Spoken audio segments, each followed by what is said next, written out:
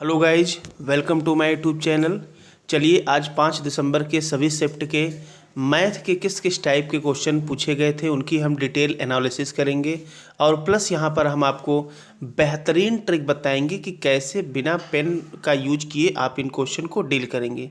क्योंकि एग्जाम में 1 घंटे में 100 क्वेश्चन डील करना होता है तो टाइम का बड़ा मैटर होता है। सबसे अधिक लोग बच्चों का जो टाइम जाता है वो मैथ में ही बर्बाद होता है। तो यहाँ पर देखिए बच्चों के रिव्यू के द्वारा हमको कुछ क्वेश्चन मिले हैं और उसको हम लोग सॉल्व करते हैं। तो आइए बिना देर किए हुए शुरू करते हैं। देखिए पहला क्वेश्चन यहाँ पर दिया गया है, ध्यान से देखिए। यहाँ पर लिखा गया है 8A5 1 4 6 और B। इसमें पूछा गया ये 88 से विभाज्य है ये। अब इसमें पहले हमको A और B का मान निकालना है और उसके बाद B पे पावर A का वैल्यू इसमें से कौन सा ऑप्शन होगा ये बताना है।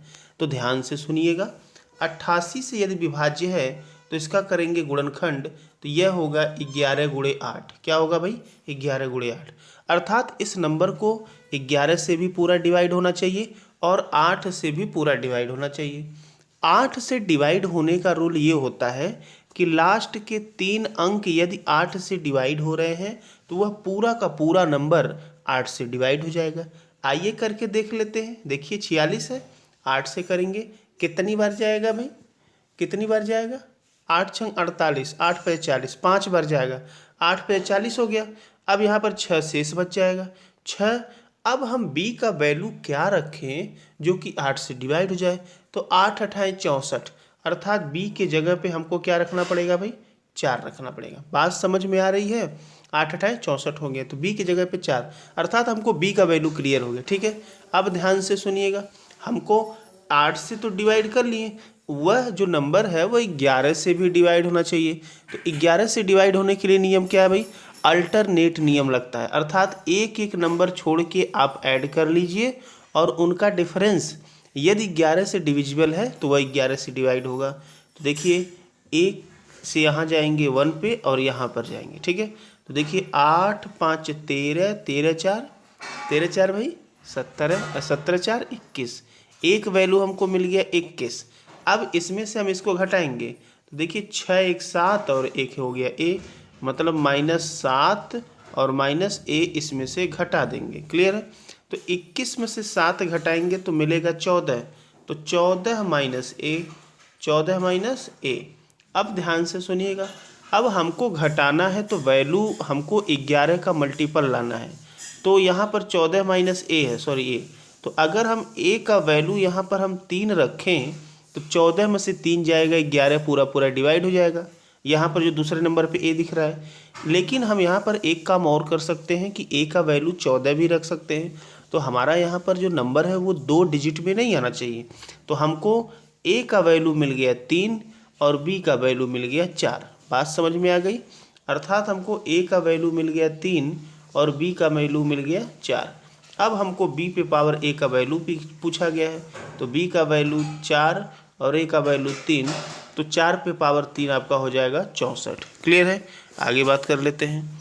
अगला प्रश्न ध्यान से देखिएगा, ये पूछा गया है √x - 1/x का वैल्यू √3 दिया है, तो x पे पावर 4 प्लस 1/x पे पावर 4 का वैल्यू पूछा गया है।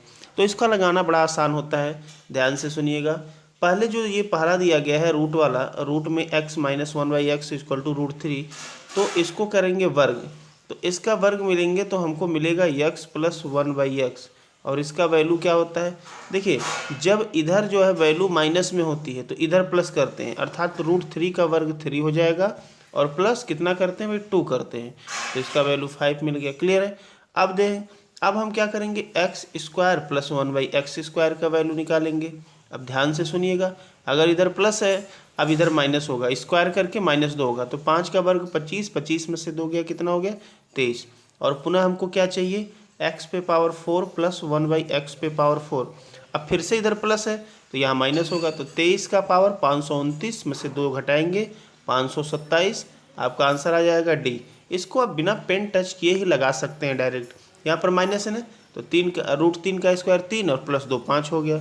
फिर क्या करेंगे? वर्ग करेंगे, तो 5 का स्क्वायर 25 से 2 गया 23, 23 का स्क्वायर 529 में से 2 गया 527। बात समझ में आ रही है? ऐसे आपको कम से कम समय में डील करना है।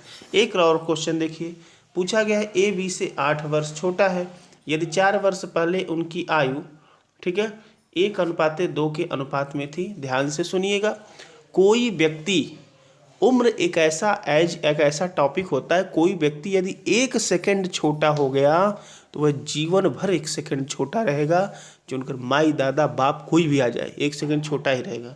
तो यह जो है ए जो है बी से 8 वर्ष छोटा है, तो आयु का अनुपात दिया है 1:2, 4 वर्ष पहले आयु थी, तो 8 वर्ष छोटा है, अर्थात एक की वैल्यू 8 हो जाएगी और दूसरे की वैल्यू कितनी हो जाएगी भाई 16। फिर से लिख दे रहे हैं, एक की वैल्यू हो गई 8 और दूसरे की वैल्यू हो गई 16।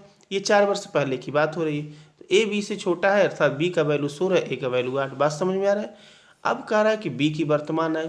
ए भाई है 4 साल पहले उमरिया रहल, तो जब 4 साल पहले रहल तो हमें क साल जोड़, 4 साल जोड़ेंगे। कितना जोड़ेंगे भाई 4 साल, तो 16 4 कितना होगा 20 होगा। तो यहाँ पर पूछा गया आपसे बी की वर्तमान आयु, तो सही आंसर यहाँ पर बी हो जाएगा 20 वर्ष। बात समझ में आ रही है। अभी हम कुछ क्वेश्चन लेकर आए हैं, लेकिन अगले दिन पुनः जो है हम इसके मैक्सिमम क्वेश्चन आपको कराएंगे, जहाँ पर लोग गलती करते हैं उसको भी सॉल्व करवाएंगे। ठीक है, धन्यवाद।